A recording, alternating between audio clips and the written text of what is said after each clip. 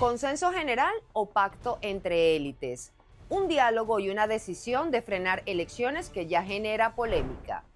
¿Luto o normalidad? Lo que significa levantar un país después de una tragedia. Ni que te salgas.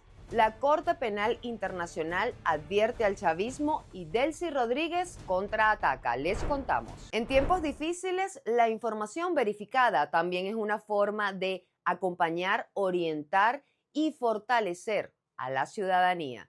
Bienvenidos a la emisión matutina de Noticias Impacto Venezuela. Hoy es lunes 27 de julio de 2026. Soy Mildred Manrique. Comenzamos. Esas negociaciones que inician este 1 de agosto prometen abrir una transición profunda, pero antes surgen muchísimas dudas relacionadas a quiénes se sentarán en esa mesa, porque la plataforma unitaria, el chavismo e incluso, por supuesto, el clan Rodríguez tienen sus puestos apartados. Pero ¿qué va a pasar con las organizaciones, los gremios, los sindicatos, los estudiantes e incluso las propias víctimas de violaciones a los derechos humanos? Quique Frías con los detalles. El diálogo que arranca el 1 de agosto promete abrir una ruta hacia la transición y la reinstitucionalización de Venezuela, pero todavía está la incógnita de quiénes se sentarán a negociar. Según la hoja de ruta, son 10 delegados por cada lado, entre la Asamblea Nacional electa en 2015 y el Parlamento controlado por el chavismo. Pero pudieran quedar por fuera entonces organizaciones civiles, gremios, sindicatos, agrupaciones estudiantiles, inclusive las víctimas de violaciones de derechos humanos. La sociedad tiene que involucrarse de lleno en los asuntos públicos para efectivamente poder retornar al pluralismo político, a los pesos y contrapesos, a los equilibrios necesarios en el sistema político venezolano, en el sistema constitucional venezolano, y establecer reglas claras para ese horizonte de desarrollo. En vísperas de la negociación, diferentes dirigentes y movimientos políticos se han expresado al respecto. Uno de ellos es Henry Falcón, el exgobernador del estado Lara y actual diputado, pide una agenda amplia e inclusiva. Ahora, esperemos que la agenda y posteriormente los temas más que la agenda y los sectores que tendrían que ser convocados no sea una cuestión excluyente, sino por el contrario, muy inclusiva. El pacto de punto fijo sigue siendo el antecedente más importante de gobernabilidad democrática en Venezuela. Firmado el 31 de octubre de 1958, ayudó a estabilizar el país tras la caída de Marco Pérez Jiménez y sostuvo durante 40 años una etapa de desarrollo que el chavismo terminó dinamitando. Pero aquella fue otra época. Hoy, una transición no puede limitarse a una élite de partidos políticos. Yo creo que para Venezuela se abre una muy buena oportunidad para volver a tener una democracia competitiva, con equilibrios. Hay que construir puentes. Efectivamente, hay unos objetivos claros. La recuperación del pluralismo político y de la competitividad electoral, el equilibrio en esa competitividad electoral. El nuevo diálogo venezolano sin dudas será evaluado y escrutado tanto desde el poder en la Casa Blanca como por una sociedad que ansía un cambio verdadero, legítimo y profundo. No simples adornos, reportó para usted Quique Frías. Impacto Venezuela. Momento de interactuar con la pregunta del día de Impacto Venezuela. Ser su voz es lo más importante para nosotros. Si el diálogo entre el Rodrigato y la oposición queda limitado a puros factores políticos, ¿qué tan representativa debe ser la negociación para que los acuerdos gocen del respaldo ciudadano? Argumenta tu respuesta, los comentarios están a tu disposición, te leemos en la emisión estelar. La encargada de la presidencia, Delcy Rodríguez, insiste en reivindicar el papel de la Fuerza Armada Nacional Bolivariana tras los terremotos del pasado 24 de junio. Ella asegura que actuaron al minuto siguiente. Sin embargo, testimonios de sobrevivientes, rescatistas y voluntarios cuestionan estas declaraciones. Juliana Palmar nos cuenta. La encargada de la presidencia, Delcy Rodríguez, afirmó que la Fuerza Armada Nacional actuó de inmediato para salvar vidas y presentó esa actuación como una muestra del compromiso militar con el país. El mensaje no solo reivindica el papel de la institución durante la emergencia, sino que fortalece una narrativa en la que los uniformados aparecen como los principales protagonistas de las labores de rescate.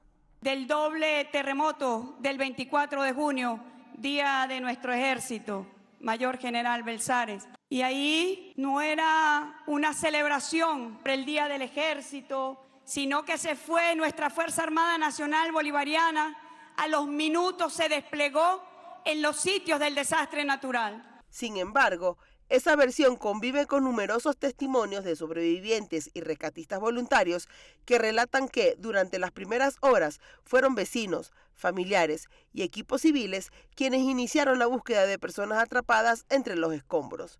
En distintas zonas afectadas también se documentaron reclamos por la demora en la llegada de la maquinaria pesada y personal especializado, lo que alimentó cuestionamientos sobre la capacidad de respuesta del Estado. Con el poquito de vida que hay aquí, eso es lo que nos estamos buscando. Aquí el estado de La Guaira, todos son gente de otros lados, gente de otros estados, los que vienen a tomarse fotos y se van, vienen a tomarse fotos y se van, no entregan nada en los centros de acopio. Porque es que no hay nadie, es la realidad que estamos viviendo. ¿Dónde estamos? Queremos un apoyo. Nadie. Queremos un apoyo de corazón como venezolanos, queremos que nos ayude. No hay Los maquinaria. hombres ya casi no tenemos fuerza para continuar, tenemos 7 días en esta lucha. Más allá del balance operativo, el discurso también tiene una lectura política. Al destacar a la Fuerza Armada como pieza central de la respuesta a la tragedia, el gobierno mantiene una estrategia que ha marcado al chavismo desde Hugo Chávez y continuó con Nicolás Maduro. Así, la narrativa del rescate también se convierte en un mensaje de respaldo político hacia la FARC. Para el régimen era necesario destacar el papel de las Fuerzas Armadas, primero, porque la Fuerza Armada es una Fuerza Armada que es completamente despreciada por la sociedad venezolana. Los venezolanos desprecian a los militares en Venezuela porque consideran que son responsables de mantener en el poder a una caterva de corruptos y narcotraficantes que han utilizado las armas de la República no para la defensa de la sociedad, sino para el sometimiento de la sociedad venezolana en manos de esos comisarios políticos. Entonces era necesario buscar la manera de reivindicar el rol de las Fuerzas Armadas, sobre todo en medio de esta tragedia que ha enlutado a la familia venezolana. Y el segundo, pues, como lo dije anteriormente, pues para mantener la idea o la imagen de que ellos controlan el estamento militar y es lo que le permite pues garantizar su permanencia en el poder. En este contexto, Delcy Rodríguez promovió a 168 altos oficiales del generalato y almirantazgo, 2 más que los ascendidos por Nicolás Maduro en 2025. La Guardia Nacional Bolivariana fue el componente más favorecido. Para analistas, la decisión no solo reorganiza al alto mando militar, sino que reafirma el peso político de la Fuerza Armada como uno de los principales soportes del gobierno. Para Impacto Venezuela, Juliana Palmar. Miles de fallecidos y un país que intenta levantarse sin haber terminado de llorar. Mientras unos piden detenerse para honrar a las víctimas, otros se ven obligados a recuperar la rutina para sobrevivir. Continuamos con Juan Gutiérrez Gamba. Ha pasado un mes desde los terremotos que sacudieron a Venezuela, pero las secuelas no son iguales para todos.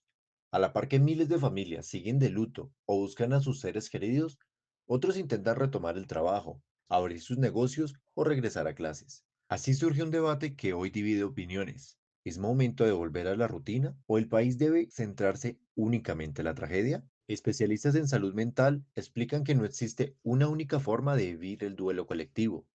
Después de una catástrofe, algunas personas necesitan detener sus actividades para procesar la pérdida, en contraste con otras que encuentran en la rutina una manera de recuperar estabilidad emocional. Lejos de ser posturas opuestas, ambas pueden formar parte del proceso de recuperación de una sociedad golpeada por una emergencia. Cuando validamos nuestras emociones, esto da posibilidad a que podamos sentirlas. Y cuando esto sucede, aproximamos pasos significativos para incorporar hábitos o pasos hacia la rutina, hacia lo cotidiano. En síntesis, un proceso no puede estar aislado del otro, debe estar de la mano para que aproxime un bienestar psicofísico. La experiencia de otros países afectados por grandes terremotos muestra que la reconstrucción no comienza cuando termina el duelo. Ambos procesos suelen avanzar al mismo tiempo. Mientras unas comunidades siguen enfrentando pérdidas irreparables, otras necesitan reactivar los comercios frente a la realidad económica, reabrir escuelas y recuperar espacios de encuentro para reducir el impacto emocional y social del desastre. Desde el trabajo, esto aporta realmente el sustento económico de un país, de un estado, de una familia. En el caso de la educación fundamental, incluso desde un punto de vista psicoeducativo, todo esto aporta a lo que es el aprendizaje compartido, el hacernos en comunidad y partiendo de comunidad, la importancia de incorporarnos a las actividades comunitarias representan la relevancia de que no estamos solos. No existe un calendario para el duelo, ni una fecha que marque el regreso a la normalidad. Cada familia enfrenta la tragedia desde una realidad distinta. El desafío para el país es avanzar en la reconstrucción sin perder de vista a quienes todavía esperan respuestas, buscan a un ser querido o intentan rehacer su vida después de uno de los desastres más graves de su historia. Pasamos a nuestra cápsula informativa Impacto en 60 segundos. Un repaso por los acontecimientos más relevantes de las últimas 72 horas. Donald Trump frena elecciones en Venezuela. El presidente de Estados Unidos afirmó que el país todavía no está preparado para celebrar comicios, aunque reconoció que se han registrado muchos avances en los últimos meses. Según Trump, los venezolanos deben esperar hasta que existan las condiciones adecuadas para unas presidenciales. No obstante, destacó el proceso alcanzado durante la transición y aseguró que Washington continuará observando la evolución de la situación política antes de respaldar una convocatoria electoral. La CPI advierte que la salida de Venezuela no detendrá las investigaciones. La Corte Penal Internacional respondió al anuncio del chavismo de retirar al país del Estatuto de Roma y recordó que esa decisión no tendrá efectos inmediatos. El tribunal explicó que conforme al artículo 127 de su tratado fundacional, la salida solo será efectiva un año después de que la notificación sea depositada ante la ONU. Y mientras tanto, el Estado venezolano deberá cooperar plenamente con las investigaciones y procedimientos ya abiertos, incluido el caso sobre presuntos crímenes de lesa humanidad que se encuentra en curso. La CPI lamentó la decisión del gobierno a cargo de Delcy Rodríguez, quien sostiene que el Tribunal de la Haya ha acumulado un historial de acciones para agredir al sur global. La Corte Interamericana de Derechos Humanos advirtió que la prisión por motivos políticos en Venezuela continúa siendo una política de Estado y alertó que los terremotos del pasado 24 de junio habrían agravado las condiciones de reclusión, por lo que diferentes ONGs que hacen vida en el país exigen una verificación internacional de las cárceles. María José Prado nos amplía esta información. Personas privadas de la libertad por motivos políticos no son aisladas, sino que hacen parte de una política de Estado. Este es un mensaje muy fuerte que está en el informe anual 2025. La situación de los presos políticos en Venezuela volvió a la agenda internacional. La Comisión Interamericana de Derechos Humanos realizó un seminario virtual para presentar los hallazgos de su informe anual 2025 sobre el país, con especial énfasis en las condiciones de las personas detenidas por motivos políticos. En la jornada participaron representantes de la Misión Internacional Independiente de Determinación de los Hechos sobre Venezuela, junto a organizaciones de la sociedad civil dedicadas a la defensa de los derechos humanos. Hay un desconocimiento y rechazo absoluto, también esto es parte del patrón, a los estándares y a las normas internacionales, incluso a las decisiones de los organismos internacionales, y también, por último, se consolida definitivamente el uso de todo el aparataje oficial, el aparataje mediático oficial para la consolidación de una narrativa criminalizante, no solamente contra las personas que son detenidas arbitrariamente por fines políticos, sino también contra sus defensores y contra los propios familiares de ellos. En el encuentro participaron representantes de la Misión Internacional Independiente de Determinación de los Hechos sobre Venezuela y organizaciones como Foro Penal, Provea, COFAVIC, CEPAS, Justicia, Encuentro y Perdón y Acceso a la Justicia. Los participantes denunciaron el desconocimiento de los estándares internacionales y cuestionaron el trato que reciben los detenidos y sus familiares.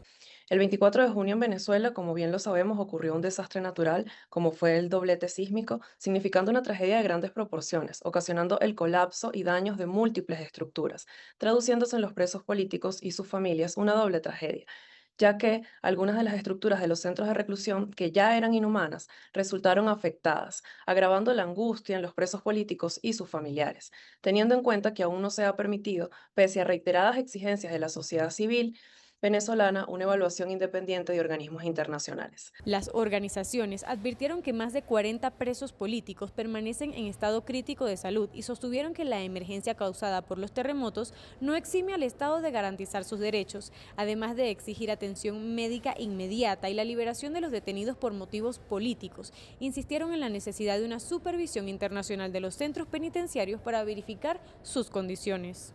Muchísimas gracias a todos por acompañarnos. Aquí seguiremos informando con responsabilidad y compromiso.